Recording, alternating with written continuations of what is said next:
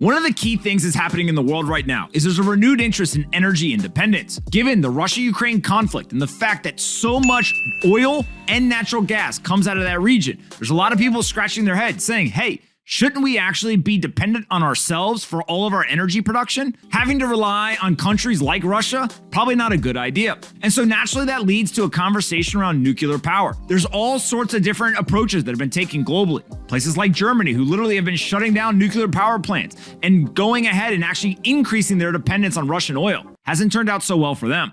The United States, we haven't really been so pro-nuclear also. We haven't necessarily been shutting down tons and tons of plants, but we definitely haven't been building new ones. So ultimately, this leads to a decision. Are we going to be pro-nuclear as a country, or are we not? If you're serious about climate change, if you're serious about energy independence, I think you naturally end up being pro-nuclear. And so the current presidential administration, President Biden and his team, they're launching a brand new $6 billion effort to save distressed nuclear power plants. Now, I don't necessarily always agree with what the president does, but you got to give him kudos for this. I think it's a very, very intelligent decision to continue to make investments in nuclear power within the United States. Now, let's take a look at the nuclear power situation, though. There are 55 commercial nuclear power plants, 93 nuclear reactors across 28 U.S. states. Nuclear power already provides about 20% of electricity in the US and about half the nation's carbon-free energy. But most of them were built between 1970 and 1990, and it's costing more and more to operate them as they get older and older infrastructure. So then if we take a look, that the only nuclear power plant in the United States under construction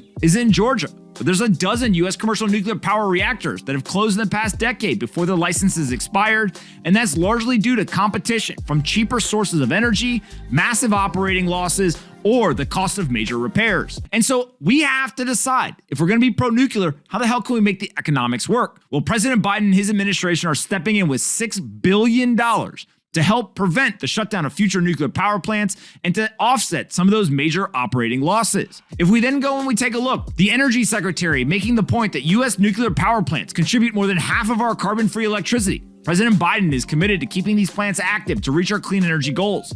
We're using every tool available to get this country powered by clean energy by 2035. And that includes prioritizing our existing nuclear fleet to allow for continued emissions-free electricity generation and economic stability for the communities leading this important work. Now, ultimately, it is not a coincidence that all of a sudden nuclear has gotten back in vogue. People are really pro-nuclear because they're seeing what's happening in Russia, Ukraine, Germany, and elsewhere. The United States must become energy independent. We have the ability to do it, but we've got to embrace nuclear power, and we have to start to make the investments today.